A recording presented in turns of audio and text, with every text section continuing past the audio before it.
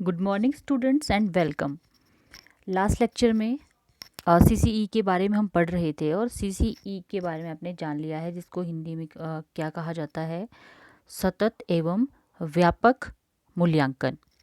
ठीक है, और इसके बैकग्राउंड के बारे में जान लिया था आपने, कहाँ से शुरुआत हुई है, क्या ज़रूरत थी, कब इंट्रोड्यूस किया गया, वो आपने जान लिया था। और उसी में हमने पढ़ा था सीसीई का जो मीनिंग है, जो टर्म्स उसमें यूज़ की गई है। कौन कौन सी टर्म्स थी? Continuous, comprehensive and evaluation. ठीक है, इनका जो मीनिंग है वो भी क्लियर करना इम्पॉर्टेंट है, वो जान लिया था। इसके बेनिफिट्स क्या हैं वो समझा था थोड़ा सा। ठीक है, उसी की कंटिन्यूटी में इवेल्युएशन के बारे में जान रहे थे कि व्हाट इज़ इवेल्युएशन, जो डेफिनेशन आप पढ़ चुके हैं पहले के लेक्चर में। तो टाइप्स की बात करते हैं इसमें कि दो तरह का हो सकती है evaluation, formative and summative. Formative evaluation क्या है, समेटिव इवेल्युएशन क्या है, डिटेल में इसको समझते हैं। फॉर्मेटिव इवेल्युएशन की एक ऐसी प्रक्रिया है जो कि थ्रू आउट द कोर्स चलती है, बिटवीन द इंटरवल। जब आप इंस्ट्रक्शन दे रहे हैं या आपको इंस्ट्रक्शन जब मिल रही है क्लासरूम में, तो टीचर क्या है, साथ साथ में आपको इवेल्युएट भी करते जाएंगे। बीच में आपसे क्वेश्चन भी पूछ सकते हैं कि आपको कितना समझ आ रहा है। ठीक है, इसका गोल ही यही होता है कि स्टूडेंट को देखना, चेक करना कि जो उसको लर्निंग दी जा रही है उसके बेसिस पे वो फीडबैक हमें वापस दे भी रहे हैं या नहीं दे रहे हैं। इससे क्या हेल्प होगी, टीचर को पता चलेगा कि उनकी टीचिंग कैसे जा रही है, क्या इम्प्रूवमेंट की ज़रूरत है। ठीक है, इस तरीके से जो फॉर्मेटिव इवेल्युएशन है during the course, during the instruction, during the class period, उस टाइम पे चलती है। साथ साथ में बच्चे से क्वेश्चन भी पूछ सकते हैं हम, ताकि उसको पता चल रहा है, नहीं पता लग रहा है कुछ भी, उसके बारे में जान सकें। ठीक है, जैसे कि एग्जाम्पल में आप बोल सकते हो कि स्टूडेंट को एक या दो सेंटेंस जो लेक्चर दिया है उसमें से कुछ भी पूछ सकते हैं कि इसके बारे में बताओ। अब आप फॉर एग्जांपल मैं आपको अभी पढ़ा रही हूँ, अगर ये लाइव क्लास होती तो मैं साथ में आपसे पूछती कि व्हाट इज़ इवेल्युएशन, या फिर फॉर्मेटिव इवेल्युएशन से आप क्या समझते हैं। जैसे ये खत्म हो गया मेरा फॉर्मेटिव इवेल्युएशन वाला स्टेप, ये पॉइंट जो मैंने क्लियर कर दिया। ठीक है, समझ गए आप फॉर्मेटिव इवेल्युएशन क्या होता है। सेकेंड आता है टाइप समेटिव इवेल्युएशन। तो समेटिव जो इवेल्युएशन है, समीशन करनी है, ऐसे समझ लो आप, समीशन तभी करेंगे जब काम आपका पूरा हो जाएगा। तो जब मैंने इंस्ट्रक्शन आपको दे दी, उसके बाद इंस्ट्रक्शन के दौरान मैं आपसे बात नहीं करूंगी, इंस्ट्रक्शन ख़त्म होने के बाद ही मैं आपसे पूछूंगी कि आपको कितना समझ आया है, फिर मैं आपको इवेल्युएट करूंगी। ठीक है, अब वो आपका चाहे एक लेक्चर भी ख़त्म हो सकता है, उसके बाद भी यूनिट या सेमेस्टर जब ख़त्म हो जाएगा तो उसके एंड में मैं आपको इवेल्युएट करूँगी। ठीक है, वो हम जानेंगे कि किस किस तरीके से इवेल्युएट करते हैं, उसकी वो इवेल्युएशन टेक्निक्स, मूल्यांकन जो तकनीक होगी, और कौन कौन से एरियाज, किस किस क्षेत्र को हम इवेल्युएट करेंगे, वो अभी आगे बढ़ते हैं इसके बारे में। तो ये इसकी डेफिनेशन आपको क्लियर हो जानी चाहिए कि समेटिव इवेल्युएशन क्या होता है, क्या इसको कैसे परिभाषित कर सकते हैं, और इसका क्या गोल है, क्या उद्देश्य है इसका। To evaluate student learning at the end of an instructional unit. ठीक है, by comparing it against some standard और बेंचमार्क। इसका ये अर्थ हुआ, जैसे मान लो कोई आपको लेक्चर टीचर डिलीवर कर रहा है और वो एक्सपेक्ट करेगा आपसे कि लास्ट में जब ये लेक्चर ख़त्म हो जाएगा, उसके लास्ट में आप इस लेक्चर से रिलेटेड जो भी पॉइंट्स आपको पढ़ाए गए हैं, आप उनके आंसर देने में सक्षम हो जाएंगे। एक वो बेंचमार्क या स्टैंडर्ड सेट कर दिया टीचर ने कि ये आपको आ जाएगा। इसके बाद फिर वो देखेंगे, अगर आपको वो चीज़ समझ आ गई है, वो कंटेंट अच्छे से समझ आ गया है, तो आप अच्छे से आंसर कर पाओगे, उसके बेसिस पे आपकी वैल्यूएशन हो जाएगी। लेकिन कब होगी, जब आपका यूनिट या सेमेस्टर ख़त्म हो जाएगा, उसके बाद जब क्लास में बात कर रहे हैं, साथ साथ में ही आपको पूछा जा रहा है आपका क्या रोल रहेगा, उसमें आप एक्टिव रहोगे ना उस टाइम पे। समेटिव असेसमेंट नहीं, सॉरी, फॉर्मेटिव असेसमेंट में, फॉर्मेटिव असेसमेंट जब साथ साथ में आपकी असेसमेंट की जा रही है, या इवेल्युएशन भी इसको बोल रहे हैं, फॉर्मेटिव इवेल्युएशन या असेसमेंट। ठीक है, दोनों ही ये इंटरचेंजेबली यूज़ कर लेते हैं इन शब्दों को। तो इसका एग्जाम्पल है असाइनिंग मार्क्स और ग्रेड टू वो फाइनल एग्जाम। जब आपके एंड सेमेस्टर एंड होता है, उसके बाद पेपर जो आपके हो जाएंगे वो समेटिव इवेल्युएशन के अंतर्गत आते हैं, फिर आपको वहाँ पे ग्रेड मिलते हैं। ठीक है, मार्क्स या ग्रेड जो भी मिलते हैं उसके बेसिस पे बता दिया जाता है कि आप पास हो। फॉर एग्जांपल आपको जैसे एक क्राइटेरिया सेट कर दिया गया है, बेंचमार्क है कि 75% मार्क्स जो स्टूडेंट लेकर आएगा उसको हम बोलते हैं कि वो डिस्टिंक्शन उसने ले ली है, ठीक है। और 30 या 40% परसेंट अगर वो लेकर आता है तो हम बोलते हैं कि 40% अगर पासिंग मार्क्स रखे हैं तो ये पास है, ठीक है। 75 तो डिस्टिंक्शन लेकर आया है। तो ये वो एक बेंच मार्क सेट किया है, स्टैंडर्ड सेट किया है, और उससे कंपेयर करेंगे बच्चे की जो भी अचीवमेंट उसने की होगी एंड ऑफ द सेमेस्टर में। समझ आ गया? नेक्स्ट, अब मैंने आपको कहा था कि कंटिन्यूस एंड कॉम्प्रिहेंसिव इवेल्युएशन में हम बात करते हैं जो स्टूडेंट है उसकी पूरी पर्सनैलिटी को इवेल्युएट करने की। पहले क्या होता था कि सिर्फ एग्जामिनेशन होती थी और उसमें मार्क्स दिए जाते थे, और उससे सिर्फ आपका एक ही एरिया एकेडमिक जो वर्क आपने किया है उसी को इवेलुएट करते थे।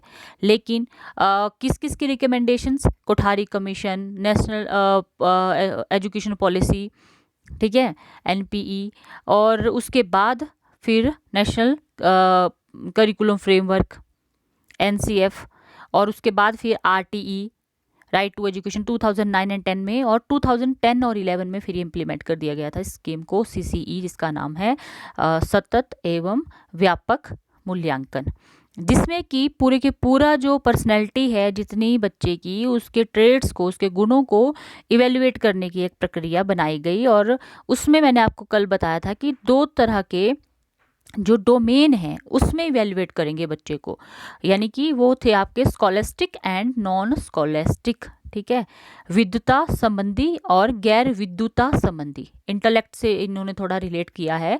स्कॉलेस्टिक एरिया में क्या आएगा आपका, यहाँ पे आप ये देख भी पा रहे हैं, साथ में देख लीजिए कि ये डिवीजन किया गया है, पक्ष हैं आपके स्कॉलेस्टिक, और एरिया है उसमें कौन कौन से एरिया होंगे, पाठ्य क्रिया क्षेत्र, करिकुलर एरियाज, ठीक है, और जिसमें आपकी नॉलेज, आपकी अंडरस्टैंडिंग, ज्ञान, बोध, और एप्लीकेशन ऑफ नॉलेज, ज्ञान का प्रयोग कैसे करेंगे आप, स्किल, कौशल के बारे में, और होमवर्क कैसे करते हैं, ये इन सारे एरियाज को ध्यान में रखकर आपको इवेल्युएट किया जाएगा कि आपको कितनी नॉलेज है, कितना आपको समझ आ रहा है, जो नॉलेज आपने ले ली है उसको कैसे यूज़ कर रहे हैं, आपके अंदर कौन सा कौशल है, गृह कार्य कैसे करते हैं, ठीक है। तो ये इन एरिया को इवेल्युएट करेंगे किसकी हेल्प से, उसके लिए आपको कुछ टेक्निक्स यूज़ करनी पड़ेगी। वो है टेक्निक्स जैसे ओरल टेस्टिंग, मौखिक।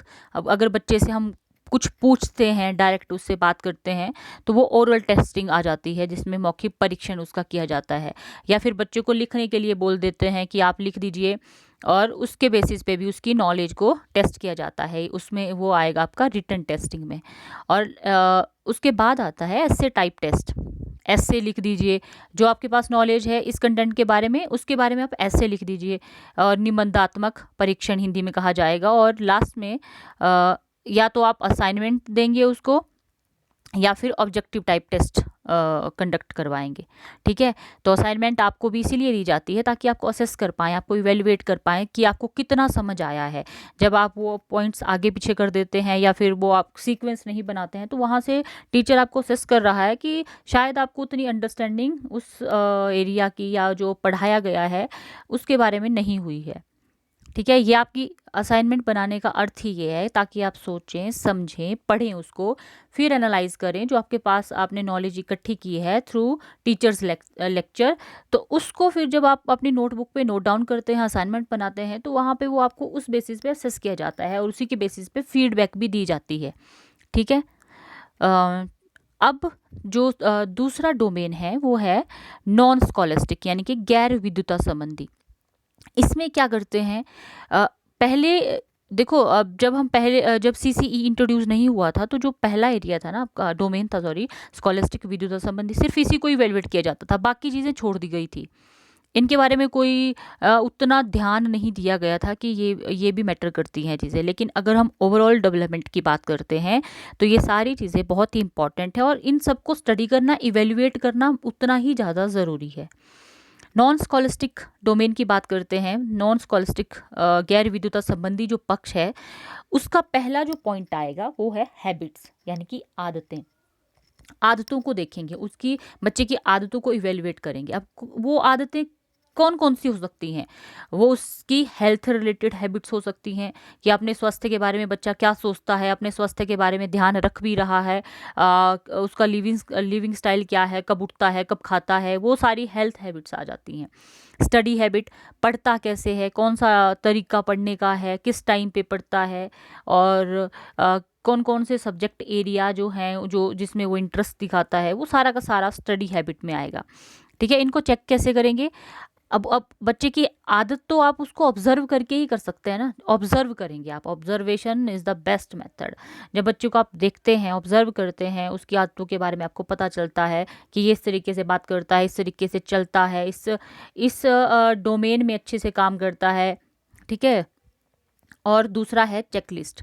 आप चेकलिस्ट भी बना सकते हो, उसमें कैटेगरी बना देंगे आप, और उसमें ये बता देंगे कि बच्चा, फॉर एग्जांपल अगर आप उसकी आदत के बारे में ही, पंक्चुअलिटी के बारे में ही जानना चाहते हैं, तो चेकलिस्ट बना दीजिए और देखिए कि कौन सा काम कितने टाइम पे करता है, स्कूल कितने बजे आता है, क्लास में टाइम से अपना होमवर्क चेक करता है, करवाता है, स्टडी हैबिट में वो आ जाएगा। और एनसीडोटल रिकॉर्ड में उसके बारे में पूरी की पूरी जानकारी दी गई होती है बच्चे के बारे में, उससे भी आप हेल्प ले सकते हैं बच्चे को इवेलुएट करने के लिए। ये टेक्निक्स में आएगा। ठीक है। नेक्स्ट है कि इसी में चला है आपका। ठीक है, ये जो नॉन स्कॉलिस्टिक है, इसी का ही ये सेकंड पॉइंट आएगा। क्या इवेलुएट करेंगे आप? इसमें आप इवेलुएट करेंगे वर्क रिलेटेड हैबिट्स, काम से संबंधित जो उसकी आदतें होंगी उनको इवेलुएट करेंगे with the help of record. अब स्कूल बेस्ड इवेल्युएशन है ये, सीसीई क्लास 1 से लेके क्लास 8 तक जो स्कूल में की जाती है। तो बच्चे का जो रिकॉर्ड होगा टीचर्स के पास, उससे हम पता लगा सकते हैं कि कौन कौन से ये काम करता है, उनकी क्या आदतें हैं। और उसमें स्टडी हैबिट्स भी देख सकते हैं, या एक डायरी, डेली डायरी जो होती है, उससे भी पता कर सकते हैं कि कौन कौन सी आदतें हैं काम से संबंधित। सेकंड पॉइंट आएगा इसी में इंटरेस्ट, उसके इंटरेस्ट को इवेलुएट करेंगे। और इंटरेस्ट को कौन कहाँ कहाँ इंटरेस्ट होगा, लिटरेरी इंटरेस्ट, आर्टिस्टिक इंटरेस्ट, कई बच्चे साइंस में बहुत अच्छा काम करते हैं, सोशल इंटरेस्ट क्या है, डिस्कशन में कैसा है, डिस्कशन करना पसंद करता है तो किस विषय में डिस्कशन उनको अच्छा लगता है, या सामाजिक रुचियाँ क्या है, विज्ञान से संबंधित क्या इंटरेस्ट हैं, आर्ट से संबंधित कुछ है इंटरेस्ट या नहीं है, वो सारी की सारी इवेल्युएशन बच्चे की जाएगी। और की किसकी सहायता से जाएगी? सोशियोमेट्रिक स्केल से की जाएगी, या कुछ स्टैंडर्डाइज ऑब्जेक्टिव टेस्ट भी रखे जाते हैं जिससे कि पता चलता है बच्चों के बारे में। और रेटिंग स्केल, यानी कि रेट करेंगे बच्चों को, आप सेट कर सकते हैं 1 to 10, उसमें पॉइंट आपने रख दिए, रेट कर दिया कि बच्चा इस तरीके से काम करेगा, और उसको हम रेटिंग देते जाएंगे पॉइंट्स के बेसिस पे। इंटरेस्ट इन्वेंट्रीज भी होती हैं जिसमें कुछ क्वेश्चंस डाल दिए जाते हैं, उसके इंटरेस्ट के बेसिस पे इंटरेस्ट जानने के लिए एक इन्वेंट्री बना दी जाती है। फिर बच्चा उसके आंसर जब देगा तो उसका जो आंसर आएगा वहाँ से हम पता करेंगे कि ये इनका इंटरेस्ट कौन से सब्जेक्ट में ज़्यादा है या किस एरिया में है। और एक है डायग्नोस्टिक टेस्ट, डायग्नोस करेंगे, निदान करेंगे, परीक्षाएं, निदानात्मक परीक्षाएं जो होती हैं, उसमें बच्चे को एनालाइज करेंगे और जानने की कोशिश करेंगे कि कहाँ पर बच्चा ज़्यादा एक्टिव है, किस एरिया में ज़्यादा अच्छे से काम कर रहा है। ठीक है। अगला इसी में पॉइंट है, उसके एटीट्यूड के बारे में बात करेंगे। देखो मैंने आपको ये जब स्टार्टिंग में हमने इंट्रोडक्शन दिया था तो उसमें कहा था कि बच्चे की हैबिट्स, इंटरेस्ट, एटीट्यूड, बिलीव्स, उसकी जो एकेडमिक अचीवमेंट, सारा का सारा जो काम वो कर रहा है उससे जुड़े हुए जिसके उसकी पर्सनैलिटी के जितने भी एस्पेक्ट हैं वो हम सीसीई में क्या करेंगे, उनको इवेल्युएट करेंगे। ठीक है। तो किसी का एटीट्यूड जानना है तो एटीट्यूड स्केल में वहाँ पर जैसे मान लो किसी विषय के बारे में आपसे पूछ रहे हैं, फॉर एग्जांपल मैं आपसे बात कर रही हूँ कि आप क्या समझते हैं, ऑनलाइन क्लासेस ज़्यादा अच्छी हैं या फिर ऑफलाइन क्लासेस अच्छी हैं? तो इसमें आपका एटीट्यूड क्या होता है कि वे ऑफ थिंकिंग या आपका ओपिनियन क्या है किसी भी सब्जेक्ट मैटर को लेकर, वो जानने की कोशिश करते हैं। तो उसमें एटीट्यूड स्केल में क्या होगा, ये इस तरीके से उससे रिलेटेड मैं क्वेश्चंस बनाऊंगी और वहाँ पे आपको करूँगी, वहाँ पे पॉइंट आंसर जो आप देंगे वो इस कैटेगरी में आएंगे, agree, disagree, strongly agree, strongly disagree, none of this. इस तरीके से मतलब वहाँ पे आपके एटीट्यूड के बारे में पता चलेगा कि आप उस पर्टिकुलर जो टॉपिक इंट्रोड्यूस किया है उसके बारे में क्या सोचते हैं। नेक्स्ट है पाठ्य सहगामी क्रियाओं में योगदान, यानी कि पार्टिसिपेशन इन को करिकुलर एक्टिविटीज़। बहुत सारी को करिकुलर एक्टिविटीज़ होती हैं स्कूल में, जैसे कि लिटरेरी एक्टिविटी, साहित्य की क्रियाएं होती हैं, या फिर कोई कल्चरल एक्टिविटीज़ होती हैं, कम्युनिटी सर्विसेज होती हैं, कई बार आपकी जो रैली निकलती है, या कोई स्कूल में आप कोई स्पोर्ट्स मीट होती है। बहुत सारे फंक्शंस ऐसे होते हैं जहाँ पर वो सारा का सारा को करिकुलर एक्टिविटीज़ बनाता है। बच्चे की पार्टिसिपेशन उसमें कितनी है उससे भी इवेलुएट करते हैं। और ये आपका सेमिनार के थ्रू हो सकता है, प्रोजेक्ट वर्क अगर आपको दे दिया जाता है उससे पता चलेगा, या फिर डिस्कशन जब करेंगे तो पता करने की कोशिश करेंगे कि किस तरीके से आप बच्चा कहाँ पर ज़्यादा इन्वॉल्व है। तो आज के लेक्चर में हमने जाना कि types of evaluation in CCE दो तरह के हैं, समेटिव और फॉर्मेटिव। समेटिव में एंड में जब इंस्ट्रक्शन ख़त्म हो जाएगी यूनिट टेस्ट सेमेस्टर के एंड में बच्चों को इवेलुएट करते हैं। फॉर्मेटिव में साथ साथ में ही इवेल्युएशन दी जाती है, बच्चे को असेस किया जाता है और जाना जाता है कि कहाँ पर उसको समझ नहीं आ रहा है, और साथ में सुझाव दिए जाते हैं। और जो आपका है समेटिव इवेल्युएशन, उसमें क्या करेंगे, एक फॉर्मेट जो सेट किया होगा क्राइटेरिया, उसके बेसिस पे बच्चे को इवेलुएट करेंगे और कंपेयर करके इवेल्युएशन होती है। इसी में हमने जाना कि अब इवेल्युएशन तो करेंगे, कौन कौन से एरिया डोमेन्स रहेंगे, scholastic and non scholastic. Scholastic और नॉन स्कॉलिस्टिक जो डोमेन है उसमें आपने अलग अलग एरियाज़ देख लिए कौन से होते हैं, और उन एरियाज़ को इवेल्युएट करने की अलग अलग से टेक्निक्स जान ली। तो बच्चों मैं उम्मीद करती हूँ कि आपको ये लेक्चर समझ आया होगा। फिर भी कोई डाउट रहेगा तो आप प्लीज़ मुझसे पूछ सकते हैं। अभी सीसीई का ये सेकंड लेक्चर हुआ, इसको हम अभी और कंटिन्यू करेंगे। थोड़ा लेंथी लेक्चर है ये, डिटेल में जानने की कोशिश कर रहे हैं इस लेक्चर को। Thank you and have a nice day.